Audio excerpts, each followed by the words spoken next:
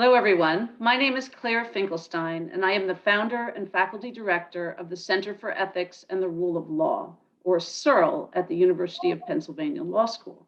On behalf of the center, I would like to welcome you to the third in our series of book talks this academic year. CERL is a nonpartisan interdisciplinary institute dedicated to preserving and promoting the rule of law in 21st century national security, warfare, and democratic governance. We draw from the study of law, philosophy, and ethics to answer the difficult questions that arise in contemporary transnational conflicts, as well as interstate challenges to democratic principles. To submit a question for today's talk, please use the Q&A feature found on the ribbon at the bottom of the window. Please keep your questions topical and appropriate. Anyone posting inappropriate language or content will be removed. If you are seeking CLE credit for today's event, please note that CLE codes will be presented twice per hour. Therefore, there will be 3 CLE codes. Write down these codes and enter them on your digital evaluation form once the event is over. You should have the form already, but if you need another copy, the link will be posted in the chat. The evaluation form is mandatory to receive CLE credits. These codes will tell us how long you attended. The first passcode is EAGLE. At this time, it's my pleasure to introduce the moderator for today's talk, Arlene Fickler. Arlene is a litigator and appellate lawyer at the law firm of Schnader, Harrison, Sigal, and Lewis in Philadelphia, as well as a member of CERL's executive board. She chairs the Jewish Community Relations Council of Greater Philadelphia and is a member of the board of the Jewish Federation of Greater Philadelphia. I'd now like to introduce our guest, author Suzanne Nossel, who is the Chief Executive Officer of PEN America, the leading human rights and free expression organization, and has overseen groundbreaking work on free expression in Hong Kong and China, Myanmar, Eurasia, and the United States. She previously served as the Chief Operating Officer of Human Rights Watch and as Executive Director of Amnesty International USA. During the first term of the Obama administration, Suzanne served as Deputy Assistant Secretary of State for International Organizations, where she led U.S. engagement in the United Nations and multilateral institutions on human rights and humanitarian issues. In the private sector, she was the Vice President for Strategy and Operations for the Wall Street Journal. With us as well today is my dear colleague, Sigal Ben-Porath, who will be commenting on this area and on Suzanne's remarks. Sigal is Professor of Education in the Literacy, Culture, and International Education Division of Penn's Graduate School of Education and an associate member of Penn's Political Science and Philosophy departments. Sigal has a particular interest in democratic theory and practice and studies the way institutions like schools and colleges can sustain and advance democracy. She is executive committee member of the Andrea Mitchell Center for the Study of Democracy and the chair of the Faculty Advisory Board for Penn Press. She is also the author of a highly acclaimed work in this area entitled Free Speech on Campus. Please join me in welcoming Arlene, Suzanne, and Sigal. Thanks very much, Claire. It's a pleasure to be with all of you this afternoon and to have this opportunity to engage in a discussion of free speech, a topic that seems to be in the news a great deal lately. And Suzanne, it's a pleasure in particular to have this opportunity to speak with you about your book. I understand that in part you wrote the book because of your experience at the State Department during the Obama administration. Can you explain that to our audience, please? Of course. Well, first of all, thank you so much for having me. It's a great pleasure to be here with you. Going through my daily life, I am from time to time asked when I tell people that I work at Penn, how it is commuting from New York City to Philadelphia. And I have to make this point about the distinction between Penn with one N and Penn with two N's. So it's fun to be part of an event with Penn with two N's and such a distinguished moderator and commentator. So really looking forward to the conversation. Yes, in terms of the origins of the book, one important influence was time that I spent at the Obama State Department as Deputy Assistant Secretary for International Organizations. One of the issues on my docket then was a resolution that a group of Islamic majority countries were pressing at the United Nations that would have banned the so-called defamation of religion. And this grew out of, some of the audience may remember, the Danish cartoons depicting the Muslim prophet Muhammad that were satirical, but also incendiary in some ways. Muhammad depicted with his turban in a wick that was being lit like a bomb, and other compromising poses. And in Islam, of course, any depiction of the prophet is considered sacrilegious. And so these cartoons were published in a Danish newspaper. Months later, they provoked riots outside of Denmark's diplomatic installations around the world, leading to deaths and a lot of uproar. And there was pressure within these Islamic majority countries for their governments to do something. And sort of the something that they came up with was the idea of a global ban on the defamation of religion. The argument being that such defamation was feeding into religious intolerance, and that more needed to be done to protect Muslim communities around the world. This was not, sort of some years after 9/11, but within the decade. And so they were pressing this resolution at the United Nations, and on behalf of the United States, we were pushing back alongside with our European allies, Canada, Australia, and other Western countries. And we were sort of duking it out at the UN, marshaling votes. Their resolution had a majority when I first began, but we were slowly whittling that down through our diplomacy. And when I got kind of read into this whole exercise, frankly, it struck me as pretty absurd. First of all, the Obama administration was committed to building bridges with the Islamic world. The president had gone and given his famous speech in Cairo, which was something of an olive branch. We were doing outreach to Muslim American communities across the country. And so why were we locked in this kind of mortal battle at the UN over this defamation resolution? And the other piece that seemed to me, futile and wasteful was just the fact that this resolution had no practical impact in the real world. And, it was a rhetorical, hortatory sort of device, no actual actions to mitigate the problem of religious intolerance really grew out of it. It was just sort of a sterile exercise in a UN chamber. And so we decided to shift tactics, and we came up with an alternative approach that really was centered on what we knew from our own experience in this country, as well as around the world, what could really help to address the problem of religious intolerance and help bring about a more equal and inclusive and just society. Things like dialogue, interfaith, building interfaith connections, prosecuting hate crimes by using best practices, using counter speech to rebut offensive speech. And so we put together kind of a memo with all of these ideas and proposed to really strengthen international efforts on all of these fronts by bringing together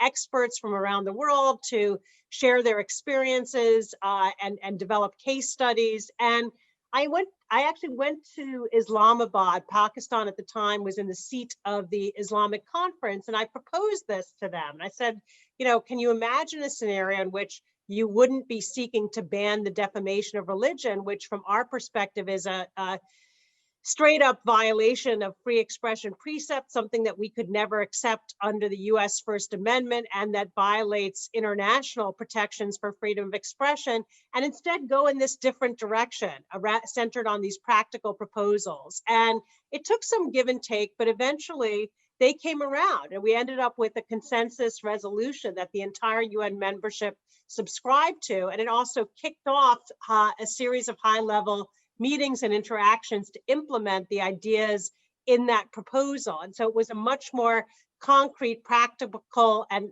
ultimately consequential approach. And what that seeded for me was that sometimes these debates over free expression that seem to pit considerations of equality and inclusion against robust protections for free speech, actually are soluble, that in fact, there isn't necessarily a fundamental disconnect between these sets of principles, and that if we can be more creative and enter into a direct dialogue, there can be approaches that uphold both sets of values. And so the centerpiece really of my book is an argument that in the quest to make the United States of America a more equal, inclusive, just, anti-racist society, we need to not turn our backs on, but rather embrace robust protections for free speech. And I try to spell out in the 20 principles in the book kind of how we can do that.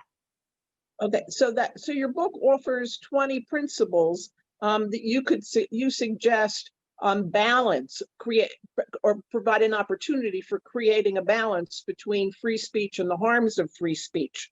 How can you give us some examples about how? And as I understand it, the principles are divided between principles for speakers, principles for listeners, principles for debating free speech questions, and principles for considering free speech related policies. How do the principles for speakers help a speaker improve how we are understood? Sure. I mean, I would just say one thing, which is that I don't really see it as a balance between free speech and the harms of speech. I definitely talk about and devote a whole chapter of the book to the harms of speech, because I think they're real, and we can talk more about what they are and why I believe free speech defenders need to be more forthright in acknowledging them. But I think notwithstanding those harms, that I still very firmly believe in a sort of muscular approach to free speech that particularly limits the prerogatives of government to impinge upon free speech rights, notwithstanding those harms. But I'll talk a little bit about the principles in the book. So yes, I begin with principles for speakers. And the first principle I outline is being conscientious with language. This book is directed toward all of us in 2020 and 2021 and beyond. And we know we're living in a much more diverse, heterogeneous society. And I think for free speech to work in this environment, we have to be conscious of who is around us. We have to assume that our audience, whether it's at a meeting like this where I can't see anybody's faces except for just the few folks who are on the panel, or on social media where it's even more anonymous, we have to assume heterogeneity, that people from all sorts of backgrounds, whether it's racial backgrounds, religious backgrounds, age, gender, may be in that audience, and to think about how we frame our words accordingly. This is not 1950, where if you're writing a letter to the editor in your community newspaper, you might be able to assume that socioeconomically, racially, politically, just about everybody who's reading it is going to think and behave and live more or less as you do.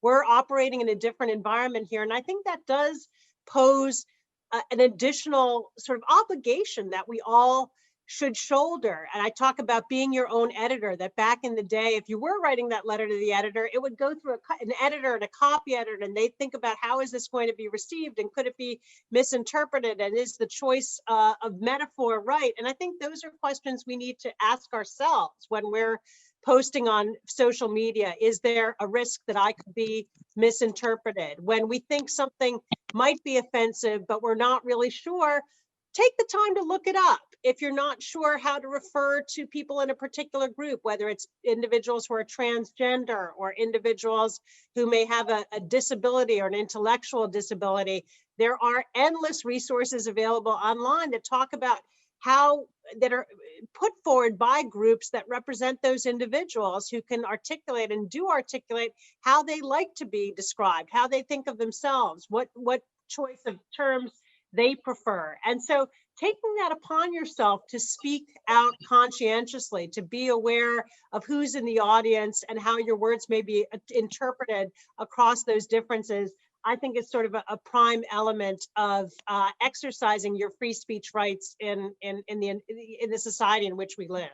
So that's just one precept. The other ones go into finding ways to express difficult ideas, because I think a lot of people feel today that it is very fraught. If you're going to talk about a tough topic, whether it's Israel-Palestine or abortion or defunding the police, or what should be done as far as police reform, or whether there should be outreach to people across political lines, it can become, or even who you think won the election, it can become very fraught. And taking on those topics, particularly in public arenas like social media, can bring on an avalanche of vitriol. But I think it's extremely important that we find ways to take on even touchy, edgy, sensitive issues. And I give some examples in the book of people who I think have been able to do that successfully. And one tactic they use is anticipating the counter argument. And if you're saying something that you think runs a risk of being construed as racist, you're talking about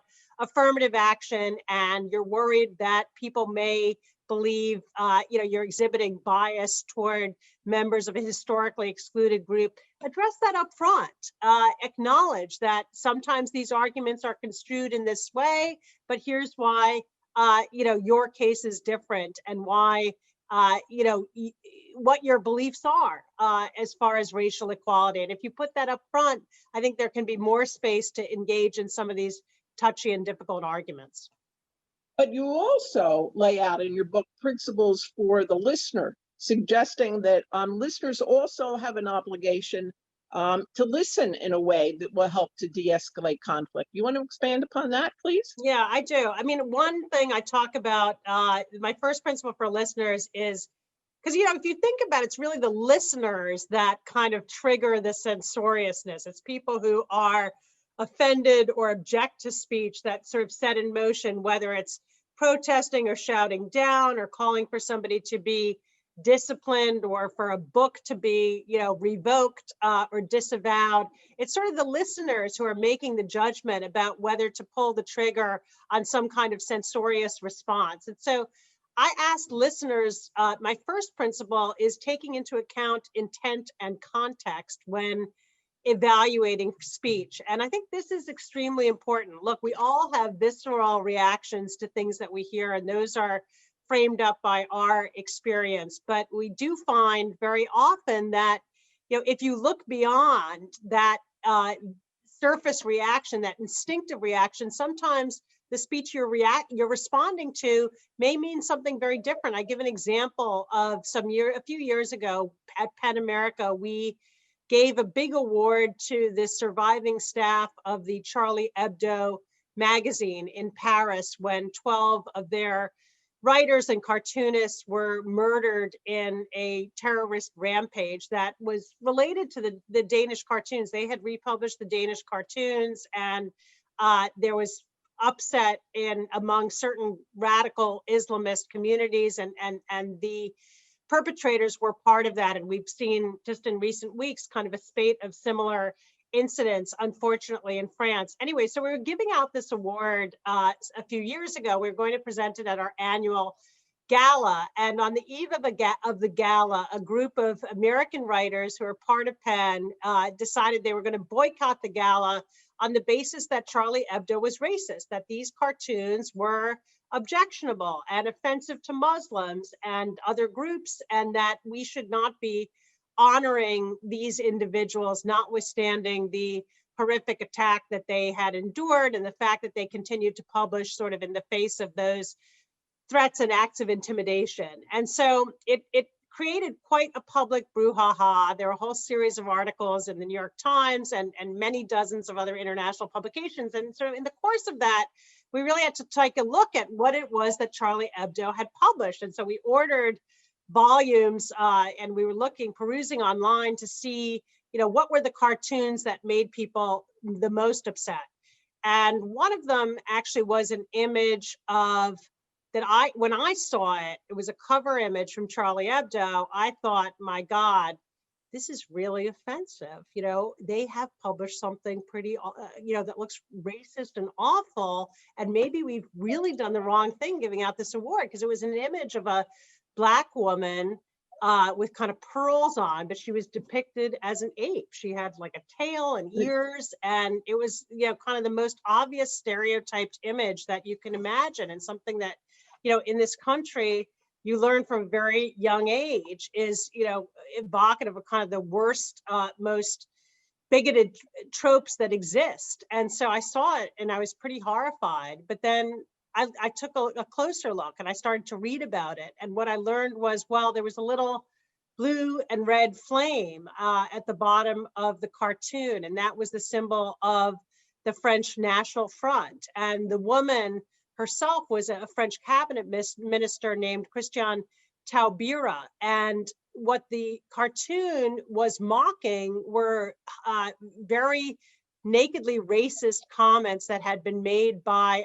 a politician from that far right-wing party about Taubira. And the cartoonist was just showing how sort of baldly racist he had been towards her. And that was the point of the image, was to kind of crystallize that in a way that everybody could see, and to in fact skewer the racist politician and to point a finger right at him.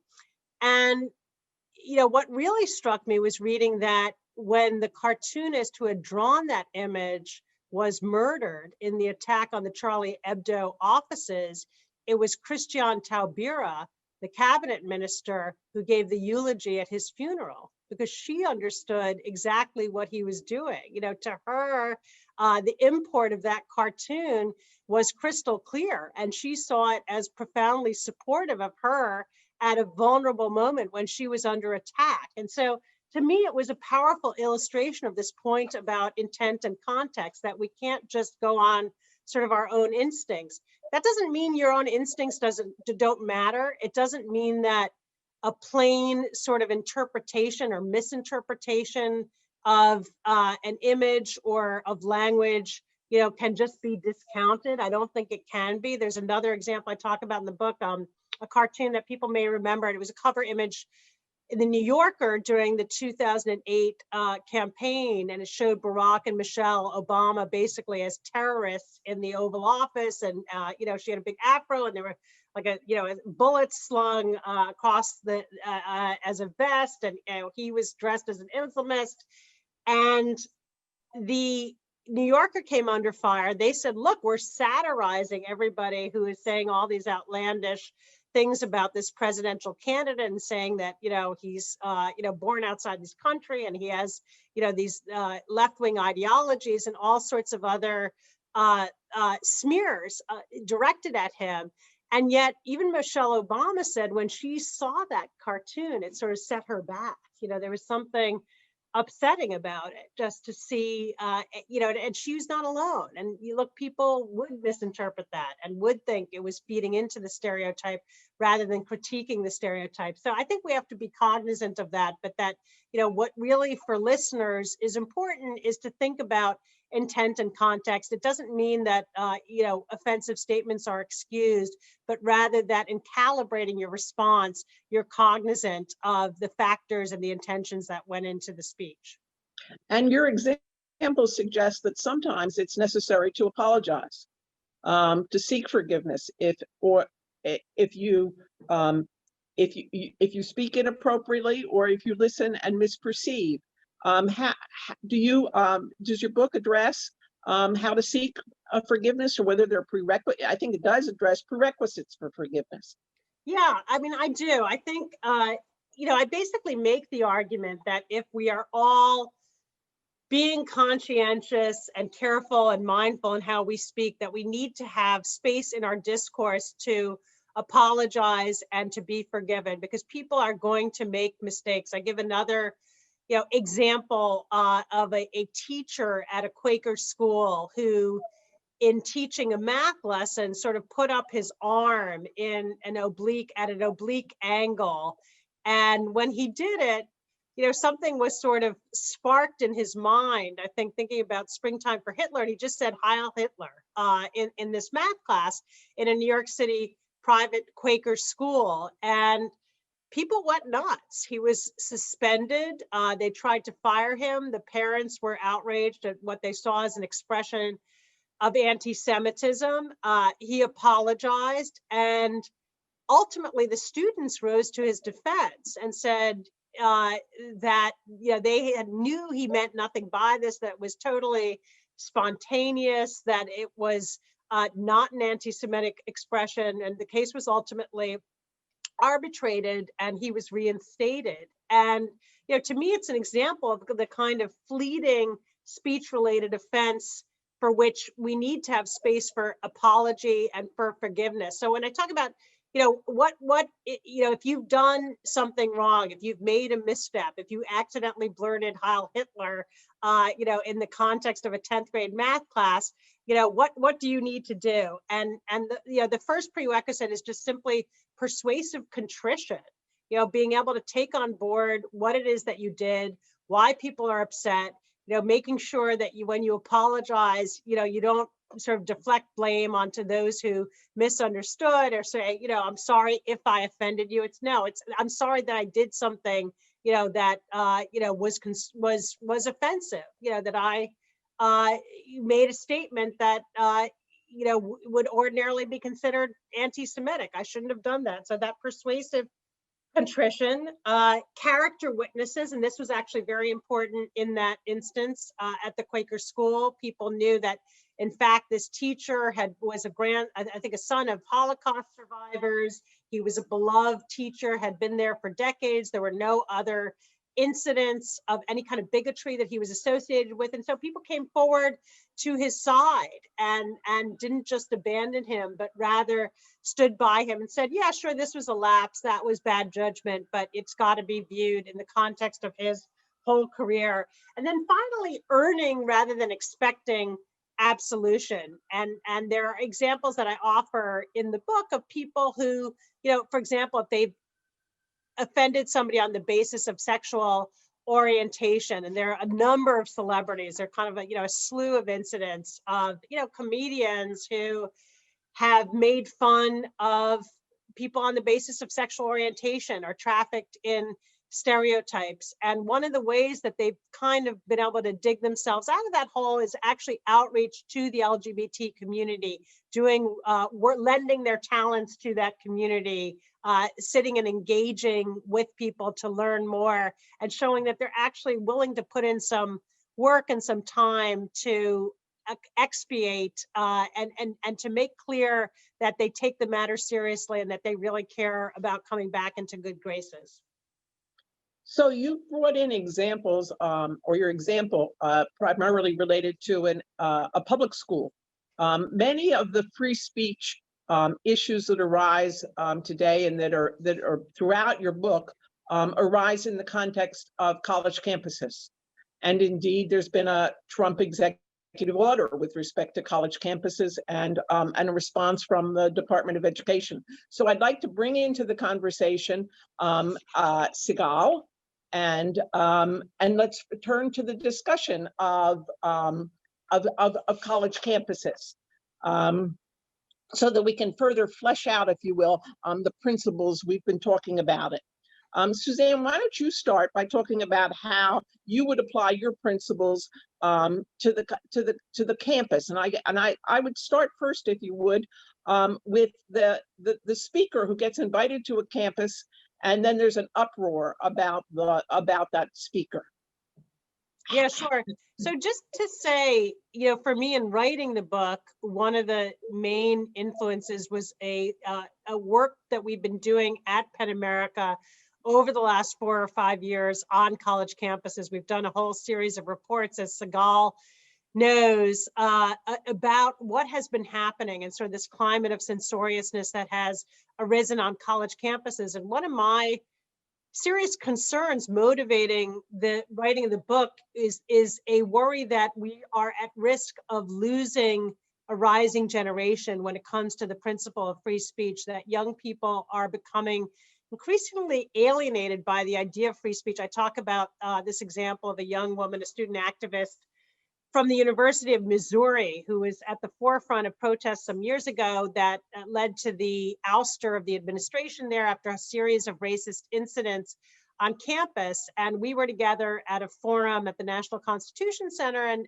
someone gave an example of deplatforming a speaker on campus and asked whether she would be concerned on the basis of the First Amendment. She said, well, the First Amendment wasn't written for me. And I remember this sense of, real shock at hearing that. Here was this young, well-educated, civically engaged woman who seemed to feel like the First Amendment had nothing to do with her. And as I listened to her, a couple things became clear. I think there were really two elements behind that statement. The first was that when the First Amendment was written, as a Black woman, her forebears would have been excluded from the conversation and considered, in fact, to be 3/5 of a person, so not encompassed in the group of people whose rights were being guaranteed in the Bill of Rights.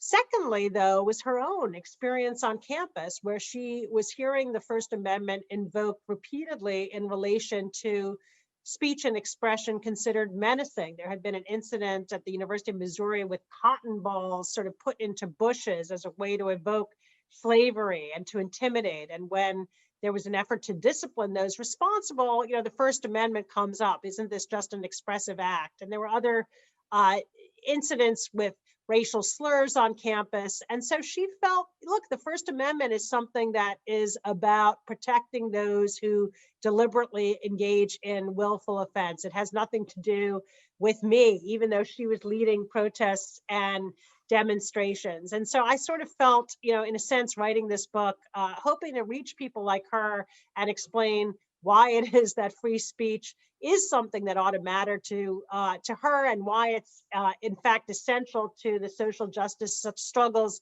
that she and so many others are waging. Now, when it comes to campus speakers, I basically think of it like this. Most campuses, public and private, have a liberal, open approach to who is allowed to invite a speaker onto campus, or as the case may be, onto a Zoom. And so, whether you're the college Republicans or the college Democrats or, the philosophy department, you can issue that invitation, you can convene that event. And I think that's a very good thing. I think that keeps the campus open and vibrant, and there's all sorts of speakers and events to attend. I think when a speaking invitation is duly issued by an entity that's authorized to do it, and then there are protests and people call upon the university administration to rescind or cancel, that they should be extremely reluctant to do so. Because if they step in, if someone objects and says, oh, he's a white supremacist, he's a misogynist, this person, has fought against trans rights, whatever the objection may be, the minute the university administration steps in, that liberal approach is fundamentally undercut. And in fact, the right that those student groups or academic departments have had to issue invitations as they see fit, no longer exists, because it's subject to approval, or there is a kind of blacklist. And if you venture on to extend an invitation to somebody who is off limits, that invitation is not going to stand. And so I think the better approach is to allow people to protest, if appropriate, make space for that, ensure there's going to be room outside, enable counter speech and counter programming, but not to actually rescind the invitation. But Sigal may have a slightly different view. So Sigal, we're waiting to hear from you. How do the principles apply on the Penn campus? Well, so I really think about this beyond the Penn campus, and I have worked with the University of Missouri and with numerous other campuses on both policies and practices around open expression during and after serving as the chair of the Committee on Open Expression at Penn.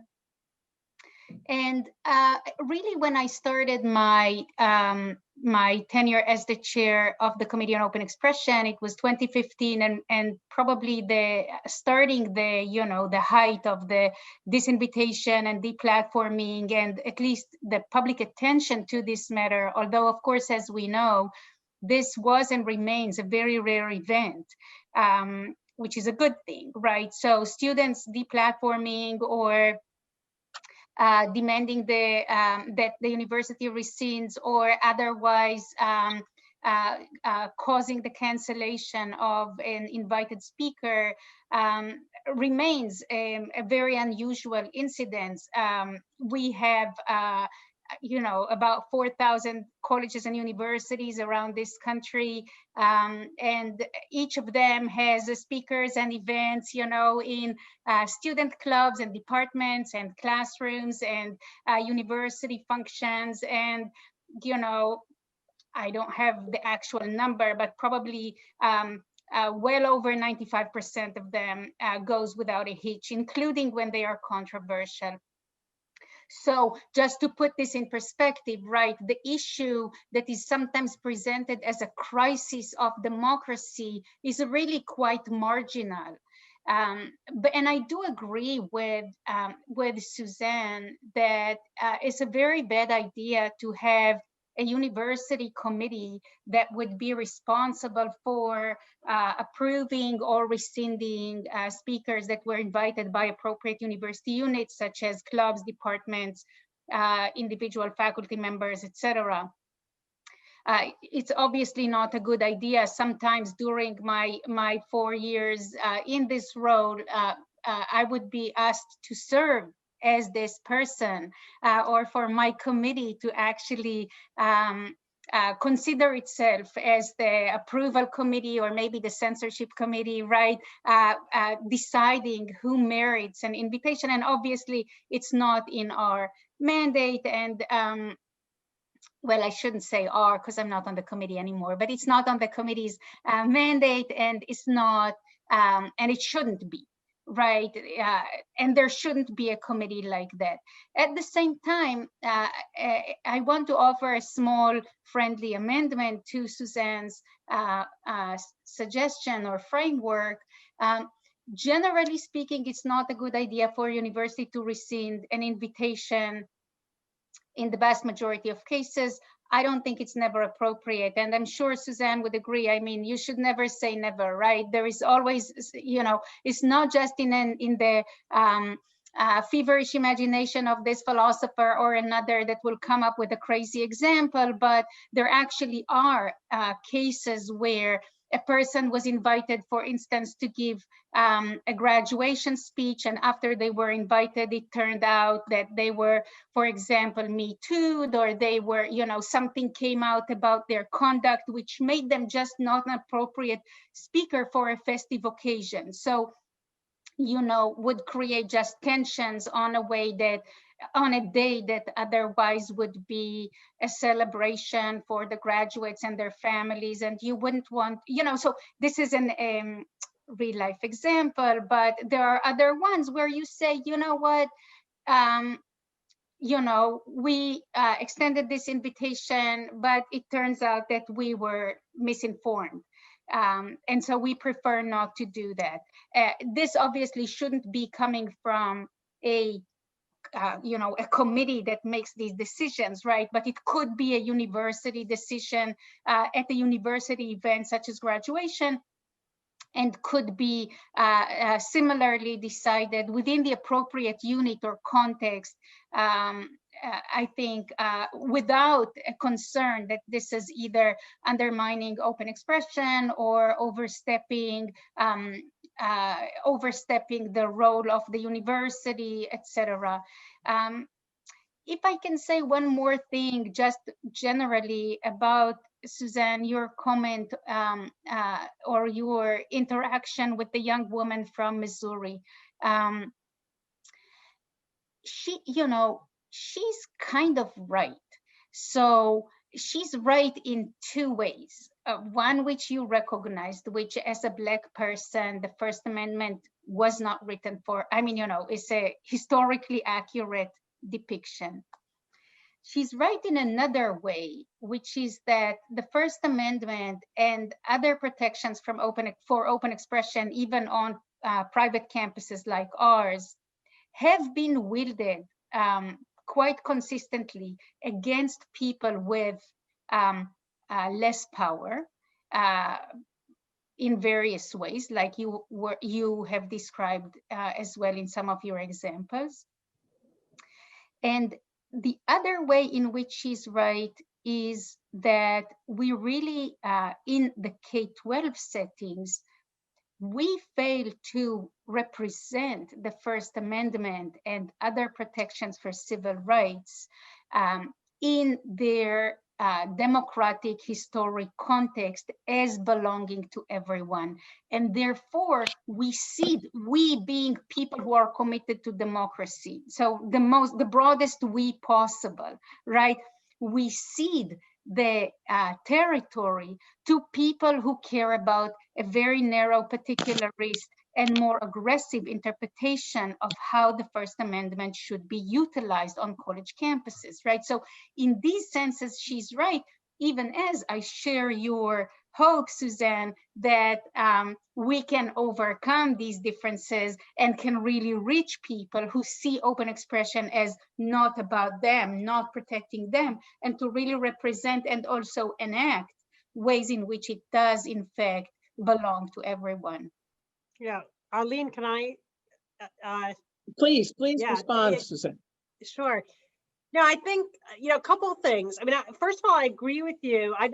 We draw a distinction in PEN America's work on campus free speech, and also in the book, I deal with it as well, between that invitation that is issued by a department or a student group and one that is issued by the university itself. So for example, the honorary degree recipient or the graduation speaker, where it really is the clear imprimatur of the university that is being put on that person. And what we advocate is a kind of consultation, that's an environment where you really do have to be conscientious of everybody who is supposed to be included in such an event.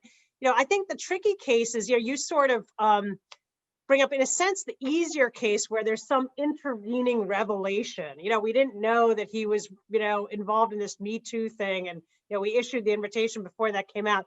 I think that's one case. I think the harder case is, the case of sort of somebody like a Condi Rice, where they issue the invitation, very thoughtfully and deliberately, and then there's a protest and there's upset, and people say, well, she doesn't represent me, and we reject, her role in the Iraq War, and this is going to detract from the event.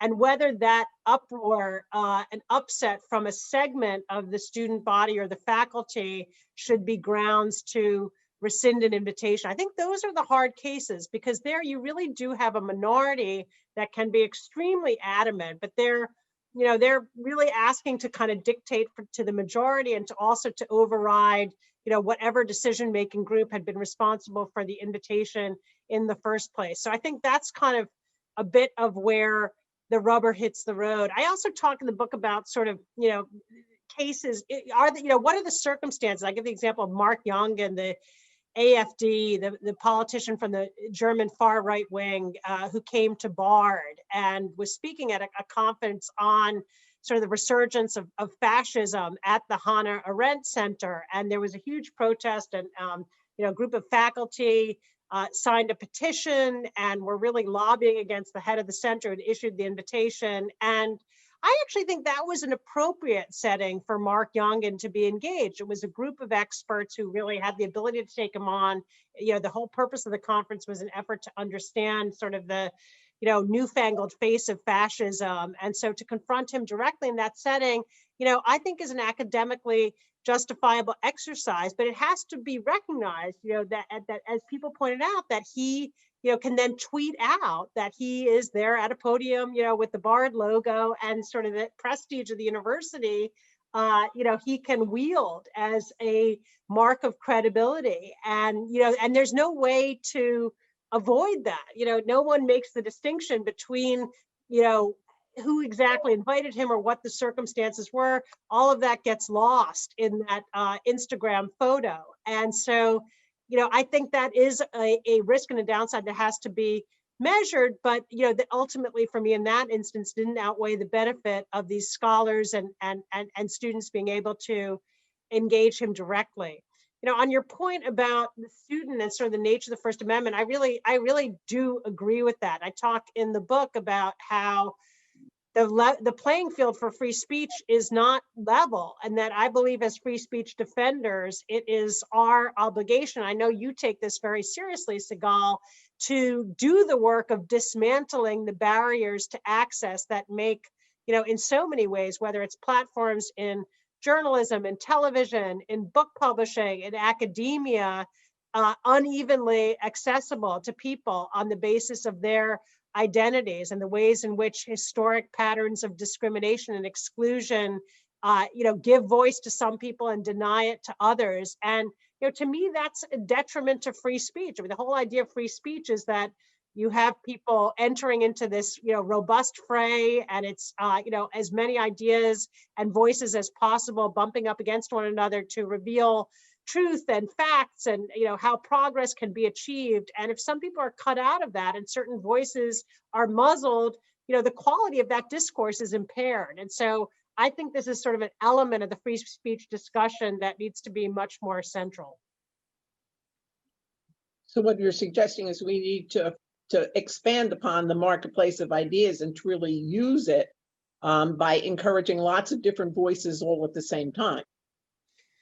Yeah, but also looking at barriers that impede participation by people, on the basis of their identity, their socioeconomic status, even certain ideologies that are shunted to the margins, and that, that as a guardian of free speech, that you have to look at what those impediments are and set about to dismantle them. And, there are efforts right now in the field of journalism to bring about greater representation from historically excluded groups. Same thing in publishing. They're all sort of belated. They've been slow. I talked in the book about how in journalism, it's taken newsrooms, they're more than 20 years behind the goals for diversity that were set decades ago. And, that is, the rubber is sort of hitting the road now, I think, in our public discourse, where people really are recognizing that that is woefully inadequate, and it's creating a lot of tension inside some of these institutions. But I think it's probably a necessary tension.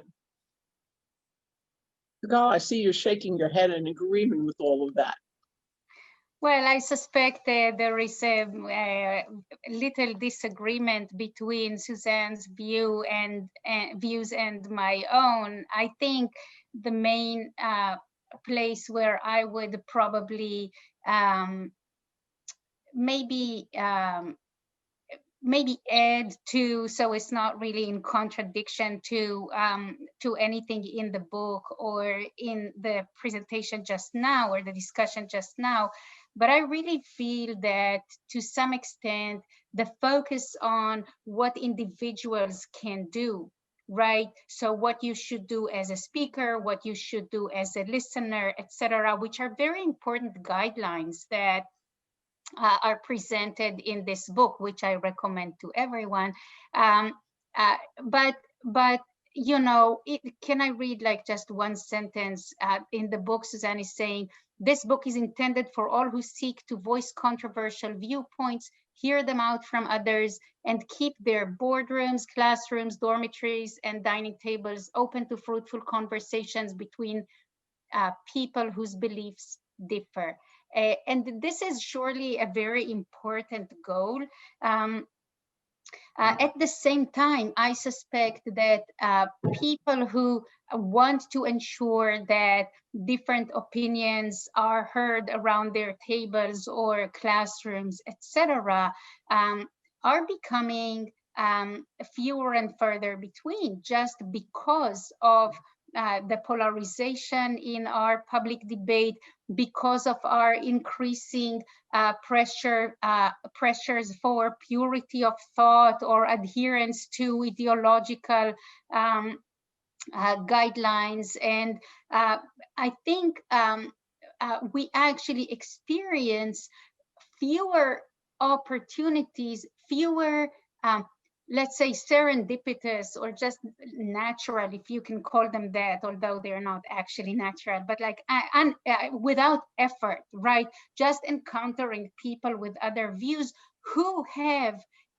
along with us, whoever us might be, right? The fortitude, the goodwill, the good faith, to engage in an honest conversation. More often we see reluctance to be persuaded. We see assumptions of bad faith, and we see a lot of conversations across difference that are based on maybe a strong sense of injury that justified or not, it depends on the context, which really doesn't allow for the goodwill engagement across diversity of viewpoints, which is why when I read the principles, again, the useful and thoughtful principles that are raised in the book, I'm also thinking about how our institutions, in my case, I'm really thinking most about campuses, but obviously, as we just heard,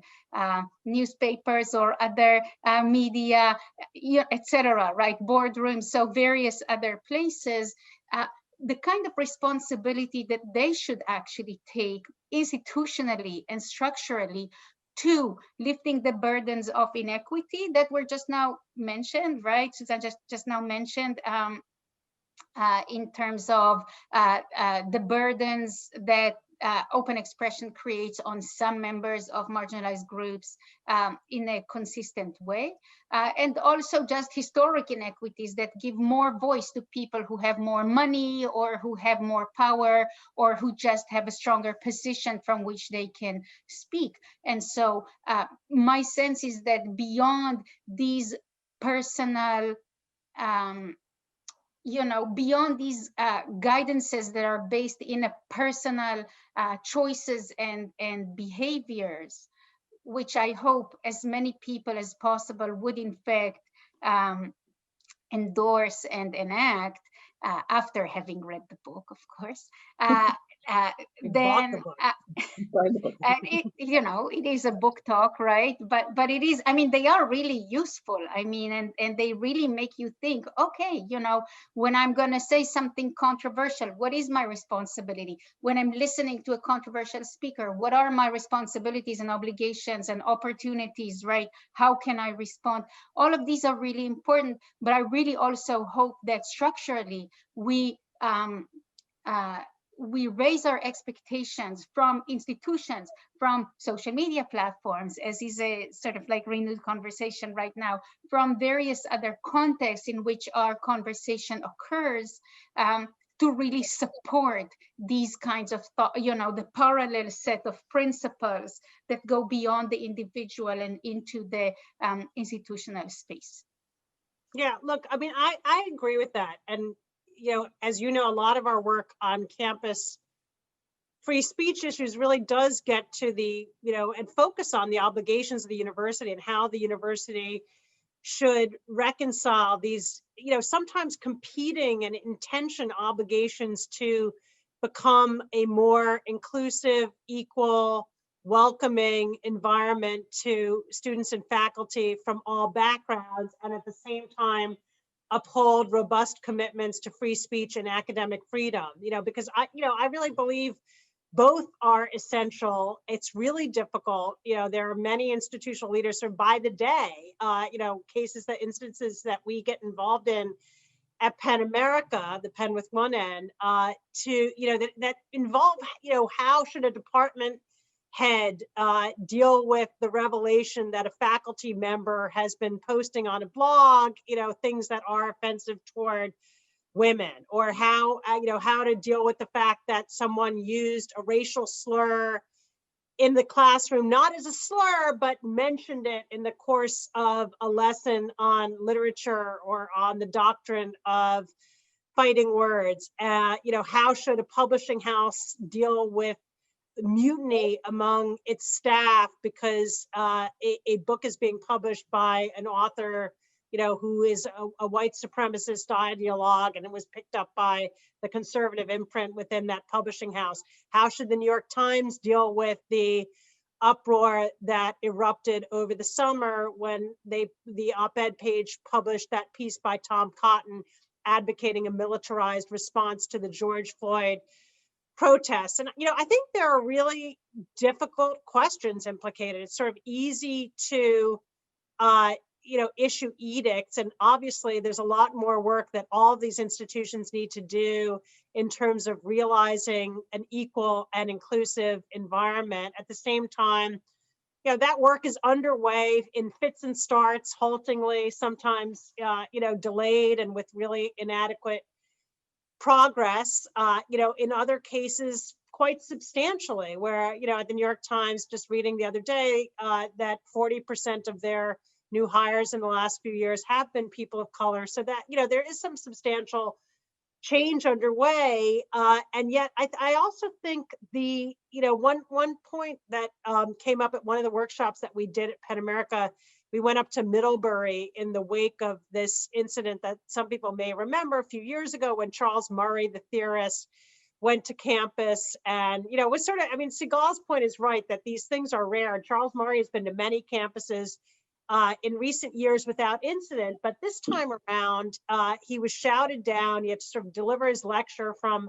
a closet because people would not let him speak in a auditorium as planned. And then when he went outside, there was sort of a mob that thronged around him and the professor who was the interlocutor, and she ended up being pretty severely injured that night in the melee. And it became a kind of national incident. And when we went there to do a workshop with stakeholders in the wake of that, one thing that a professor said sort of stayed with me, which is that Middlebury, I think they, at the time, I don't know if it's changed, but it was just a couple of percent of their student body that was students of color. And it's the whitest state in the union. And this professor sort of said, people have to be comfortable enough to be able to tolerate discomfort. And that, if that university were seen as a more hospitable place to students from various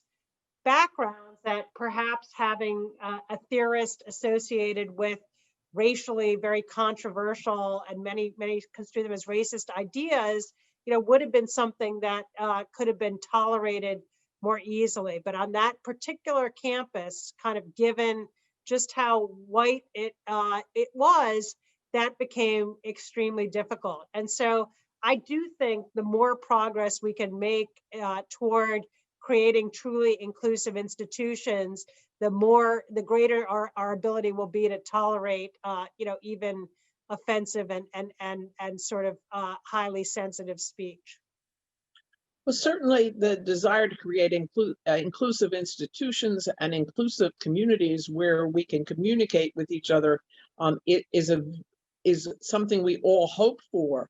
Are there things that we should be doing either on the campus or within our organizations in order to promote what we might call civil dialogue, the ability to engage with respect to difficult topics? And how do we promote that civil dialogue? Do your principles help us in that regard? I hope they do.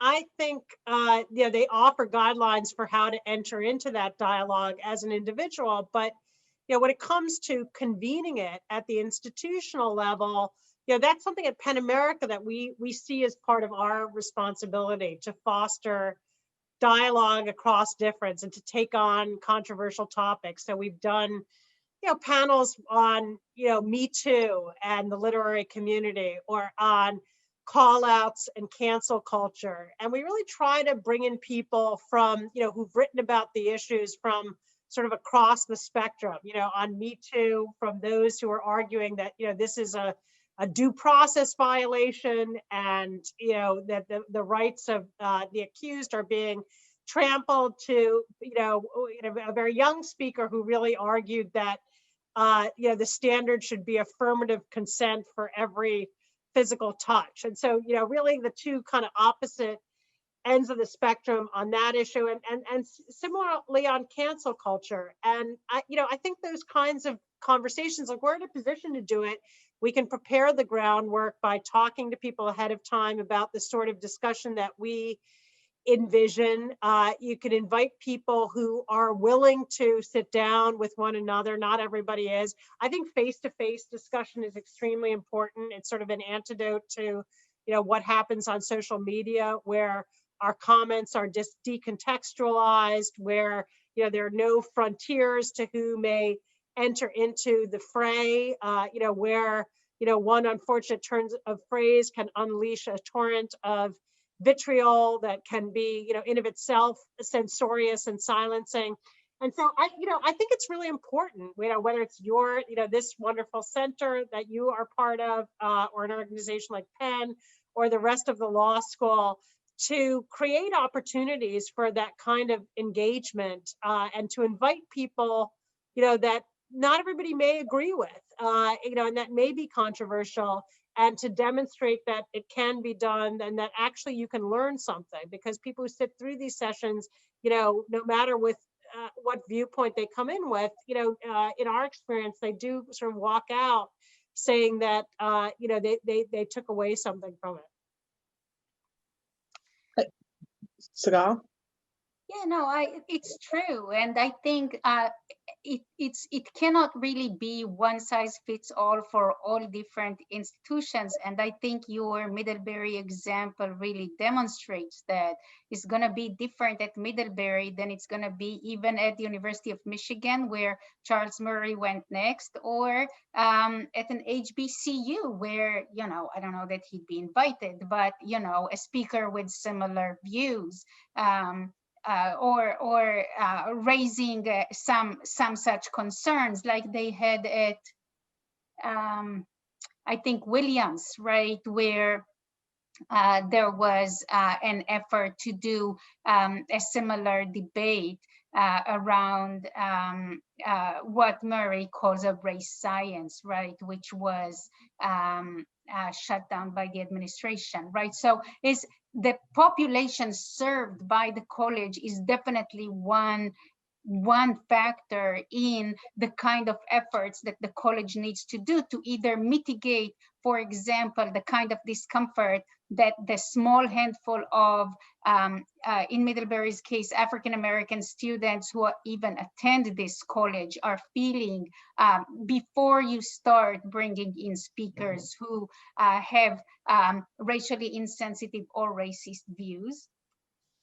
And it's different from one place to the next. As a result, at Middlebury now, I think they are modeling a very useful approach to outside speakers more broadly, controversial or otherwise, where through their engaged listening project that one of the faculty members there, Sarah Stroop, is leading, they really are asking outside speakers to not stand on a podium and speak. I mean, obviously now in the Zoom age, it's a little bit different, but to actually try and engage in breakout groups, what you might also do on Zoom, to engage with the audience more directly, to start off with a conversation rather than with a lecture. So trying to have more opportunities for people to actually think together rather than sit back and be lectured to.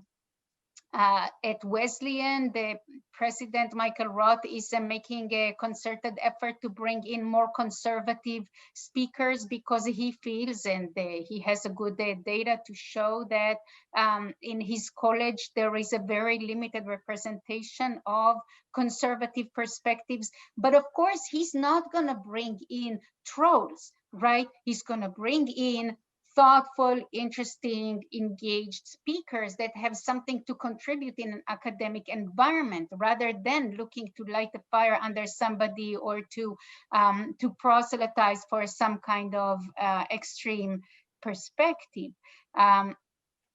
And so it really varies from one place to the next. At Penn, we have groups like a student group called the Penn Political Union, and they are, I think, very successful in bringing in controversial and difficult topics for discussion, from questions of the Second Amendment and gun rights that include speakers that interpret the Second Amendment in different ways, in diverse ways, and think about the need for common sense safety around or regulations around the gun ownership in very different ways. And they have a conversation that is a very attractive to a lot of students and really generates a lot of engaged discussion.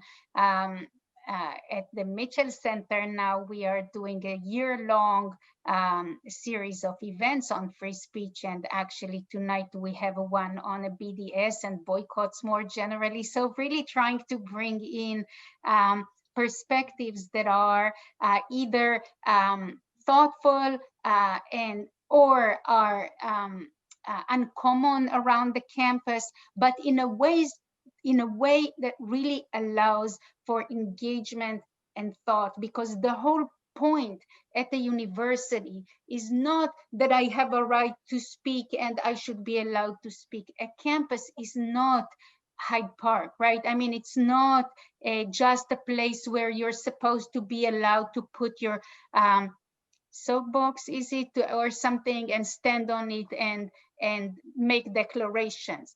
A campus is a place to really consider your ideas, your values, your beliefs, consider other people who are different from you. And we ought, as an institution, to generate the conditions for people to be able to engage with diverse ideas in ways that are not threatening, but are definitely, prodding them to, or prodding all of us to think about our ideas. And I really think that even students today who are questioning the orthodoxy around free speech, the orthodoxy in the legal and political community, coming out of the experiences that, I'm an immigrant, as is obvious to anyone, but people who, more of my generation who grew up here during the Vietnam era and really think about open expression in a certain way and through the lens of specific concerns about the government restrictions and censorship. We ought to be able to listen to students' concerns that are different today and really come from a different way that they were raised, and a different set of concerns, and the world of social media and the more diverse communities, etc. And so their demand that we rethink how we operationalize our commitment to open expression, I think, is something that we ought to be open to as well. I think we clearly do have to have open expression on the campus and provide all of those opportunities. What happens, however, when the speaker has a position of power?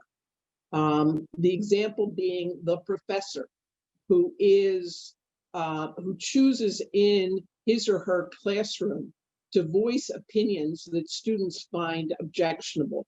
Should we be applying a different standard there?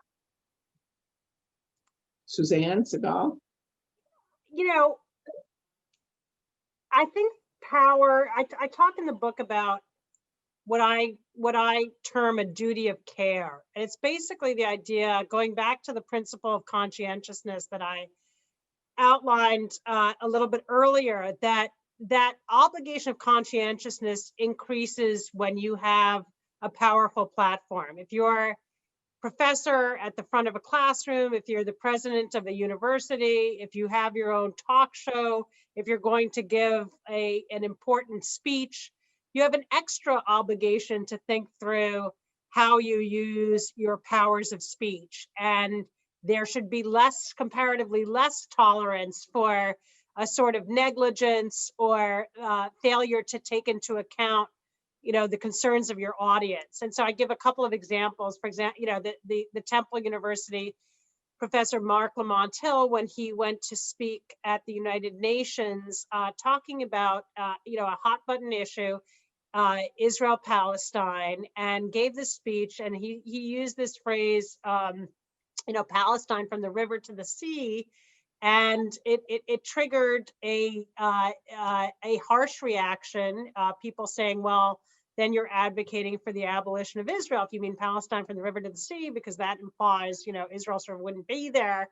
And he said, well, I never knew that's what it meant. I didn't construe it that way. That wasn't my intent. And I think he was absolutely, I take him at his word. I think that was genuine. But if you are, he was a prominent person, a professor, a television commentator, going to a prestigious forum, the United Nations, to talk about a controversial topic, there's a certain added obligation that you might want to, just double check and make sure, that your words mean exactly what you intend them to mean, that, you're not using a phrase without being certain what its implications are. Maybe you want to run your speech by some people, other experts who could point out some of these nuances to you if you're not a subject matter expert, which, you know, he sort of made clear he wasn't on that topic. You know, and you know, another example is Megyn Kelly with her television show, when she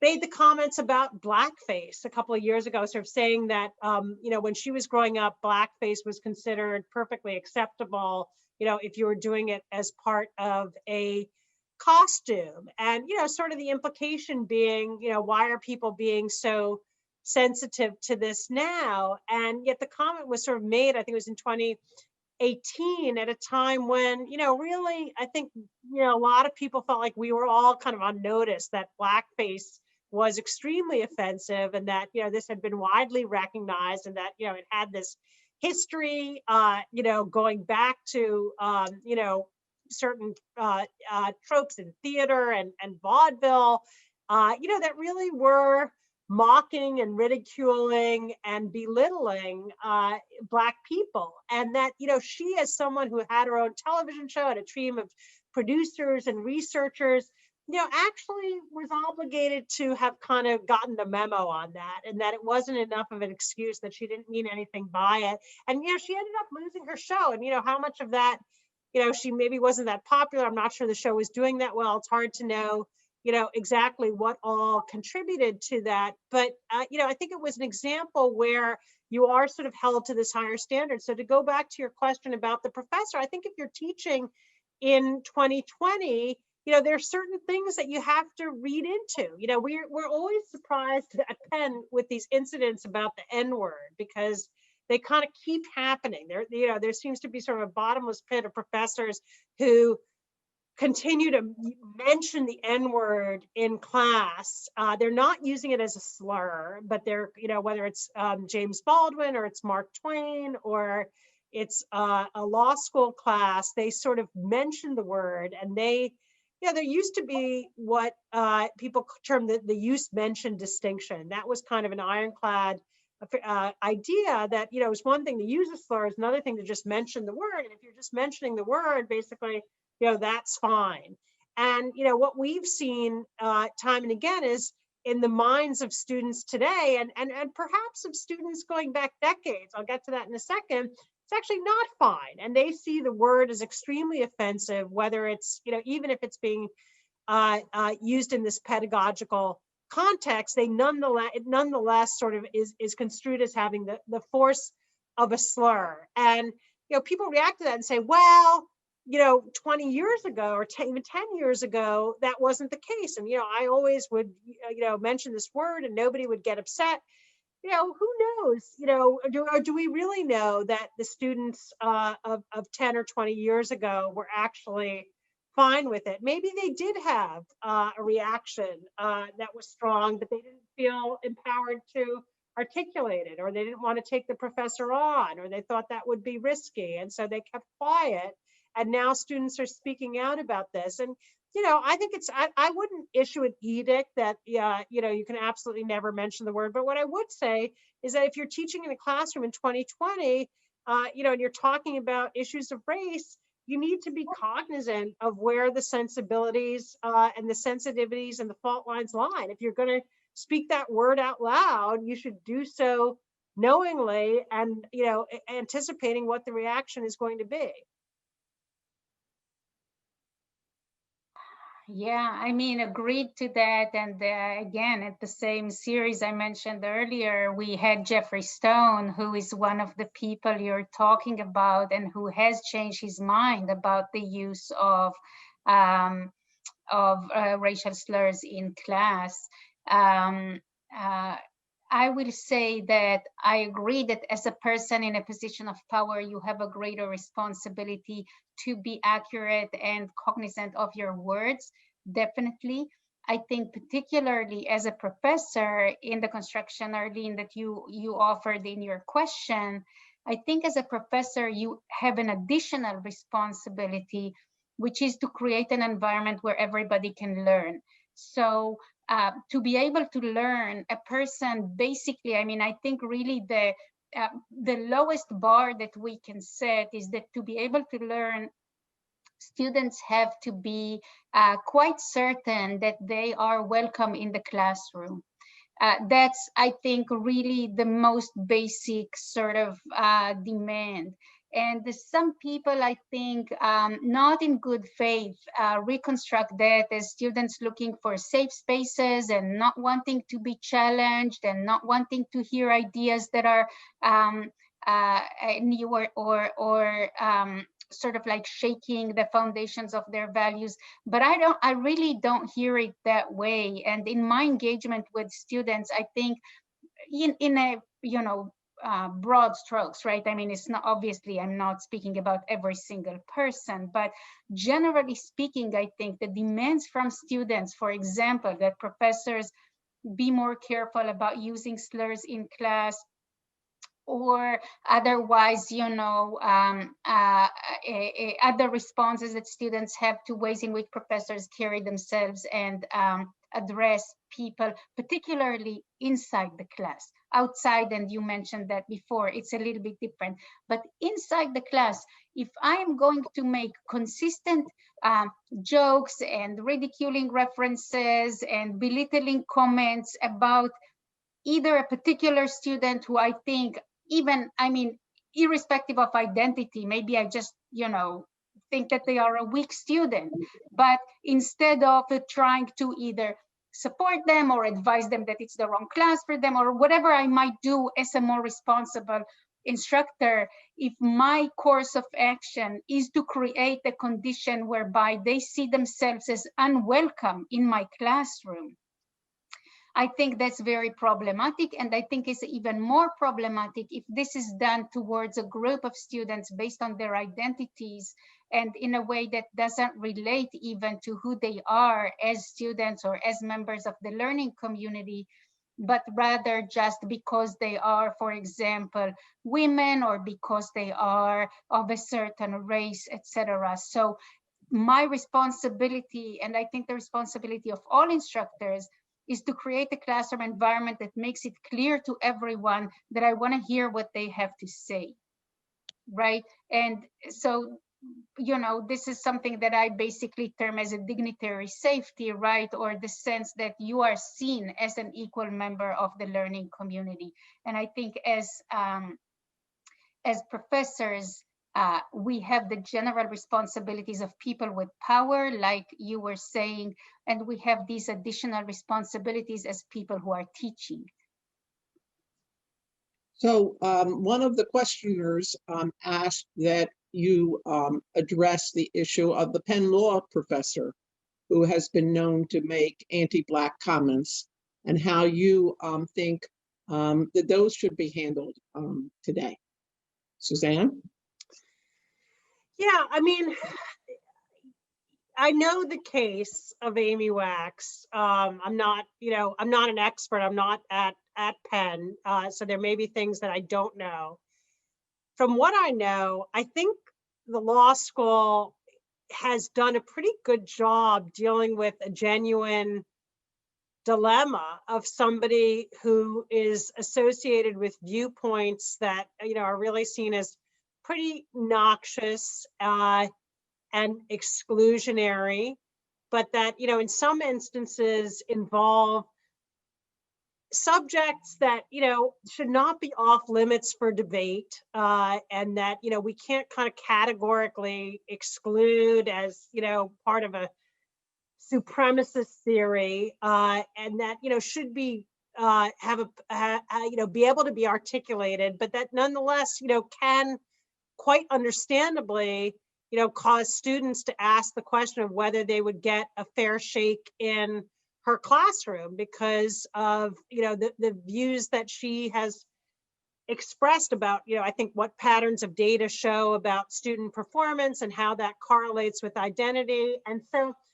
you know, what I understand to be the posture, which is that basically she's still on the faculty, she has tenure, students aren't forced to take a class with her, you know, that she's not teaching freshmen, that you have to decide, you know, that you're going to enroll in a course with her. You know, that seems like to me a pretty reasonable balance. It is a difficult issue. I understand why people find her comments, not just objectionable, but also kind of, to Sigal's point about, what, the kind of basic sense of belonging, because of course it's not just in her classroom, it's sort of at the law school as a whole. And if you have a professor who's calling into question whether certain students can succeed, that could carry over to how you feel about just being part of that institution as a student. And it might cause you to wonder, well, all right, she's the one who's saying it, but are other people, thinking it and asking these questions just quietly or privately? And so I think it poses a real challenge. I also think, she's someone, for better and for worse, that has, not really sought to sort of soft pedal or to, couch or nuance her views. She's very forthright. I think there needs to be some space for people like that. I know, when I've heard from her in years past, she has not felt adequately supported by the institution, but I think I think it's a tough situation where they've struck, what seems to be a pretty reasonable balance. But I'm curious what Sigal says. Sigal, your turn. Well, I'm glad you think it's a good balance. I a little bit hesitate to speak too much to it because it is from my, some of these events have taken place during my time on the Committee on Open Expression. So I kind of feel slightly uncomfortable talking about decisions that were made at that time. But I will say generally that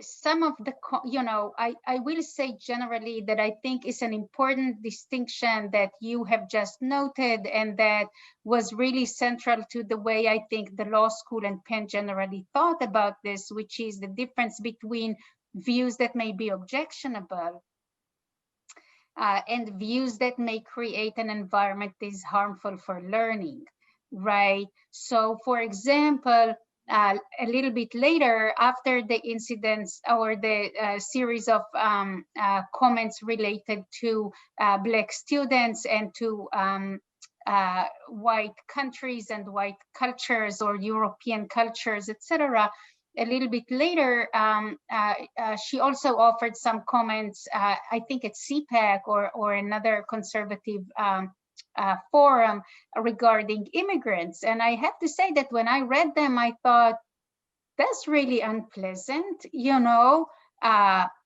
Is that how people think about me and my family? Definitely taking it a little bit personally, right? Am I too loud? Unclean? Some of these things that were suggested by her comments.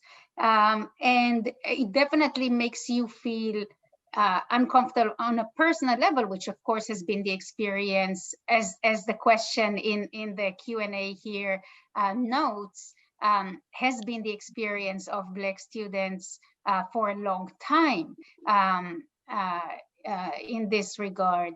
And so these are objectionable comments. They definitely made me personally uncomfortable. I know they make a lot of other people uncomfortable, but they, are what they are in a sense. I do think that when you cross over to talking about the potentiality of students in your classroom or in your school to be successful based on their identity, then it's very hard to expect or demand of students of all identities, not just Black students, right? Students of different racial backgrounds to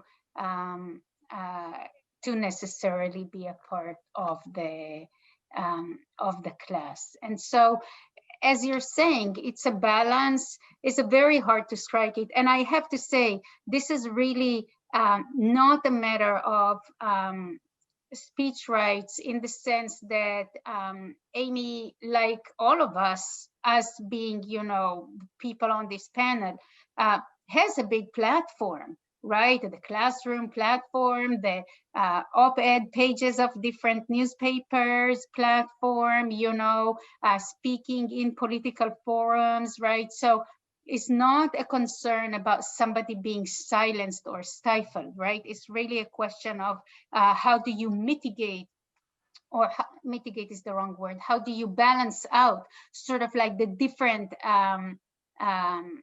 values that you are looking to uphold in a situation that really raises concerns about the ways in which we sustain an inclusive environment for learning.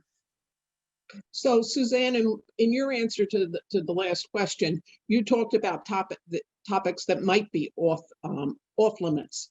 One of our questioners asked whether there is a topic that is off limits for the campus.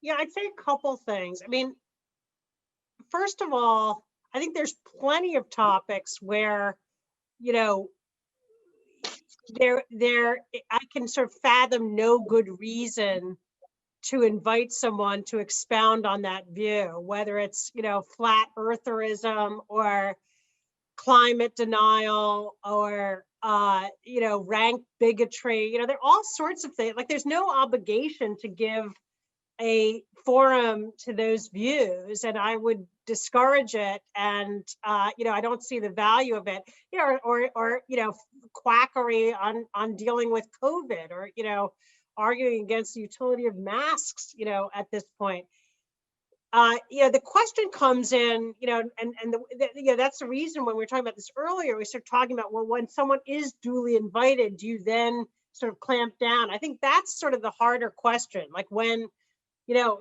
notwithstanding the inadvisability of entertaining a certain viewpoint, if someone has been issued an invitation, is planning to come to campus, you know, they're going to say something really, you know, outrageous and objectionable. You know, is there a point at which the university should step in? And there, I think it becomes a pretty context-specific inquiry. Like, you know, in the case of the neo-fascist from Germany, I think there was a big difference between him speaking at this, you know, conference of scholars versus him, you know, if he had gone into the stadium and been, you know, rallying students to, you know, a neo-Nazi point of view.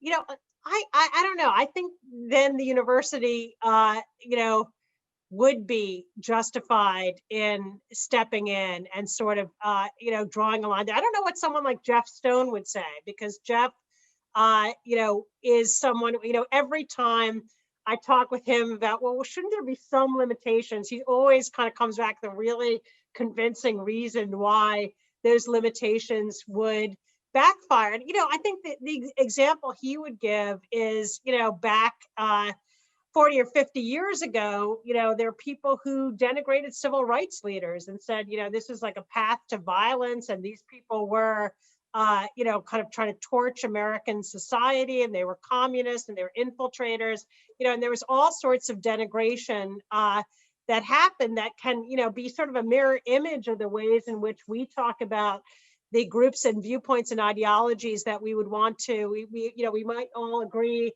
could be excluded today without any harmful consequence. So I think we need to be very judicious, but I do think there, you know, there's something to the idea, Tim, in my mind, of you know, what is the right setting, and is this a setting where the ideas can be interrogated properly, where they can be contextualized, where, you know, if the goal is to bring about at a university greater understanding, where, you know, you can have a level of confidence that that goal will be achieved. But again, curious what Sigal would say.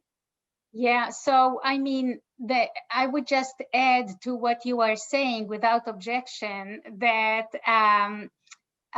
it seems to me that there are often good reasons to actually invite people with marginal and even bizarre or unfounded ideas, to the extent that those are represented widely in society, and our students need to hear them in the appropriate setting as you described. So for example, I advocated and actually supported bringing people who are anti-vaccine to speak at the med school or public health programs, because I really think it's very important to understand the reasons for both vaccine hesitancy and even the more crazy anti-vaxxer ideas, right? Because there's a spectrum. And it's necessary if we are going to support people in maintaining public health guidelines, right? And so specifically people who are doctors and nurses and public health professionals have to be able, in the appropriate context, right? Same as what you were saying, not to compare, but just structurally with the fascist ideas, right? You got to create the appropriate context whereby people can learn to hear the arguments, to understand where they are coming from, and to make the case for why they are misguided or why they might not appropriately be supported. One of the people in the Q&A was asking, how do we support people in listening? And I think this is really one of the contexts where we ought to be able to let people, at least testimonially, provide their perspective, and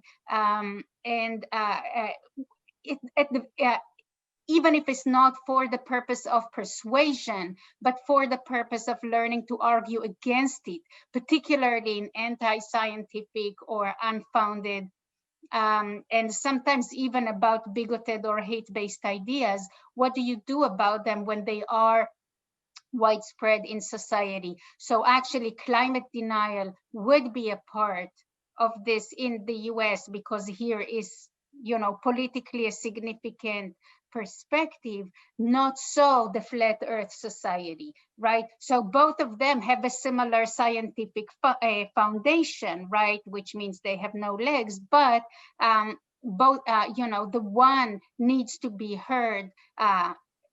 It needs to be heard more than the other does. Not that it has a right, nobody has a right to speak, right? But it would be smart of us to listen. Well, I think all of us welcome the fact that the two of you have chosen to speak with us this afternoon about issues that are extraordinarily important to maintaining our democracy. The marketplace of ideas, whether we foster it on the campus or on the internet, which we didn't even get to speak to, it is really important, an important value enshrined in our Constitution. And I thank you both for helping us to think about these issues. And I encourage everybody to read Suzanne's book, Dare to Speak. As you can see, I've got my copy and it's all tabbed in anticipation of today's program. And I want to thank everybody. And she's got it on that still has the paper cover. It's hard to make it on when you have the virtual background. It can disappear. I would like to add my thanks to Arlene Fickler for moderating today, to Suzanne Nossel and Sigal Ben-Porath for joining us in this conversation. And we hope that we can invite you back when we are functioning in person again to continue the conversation on this very, very important topic. Thank you very much. Many thanks. Thank you all. Take care.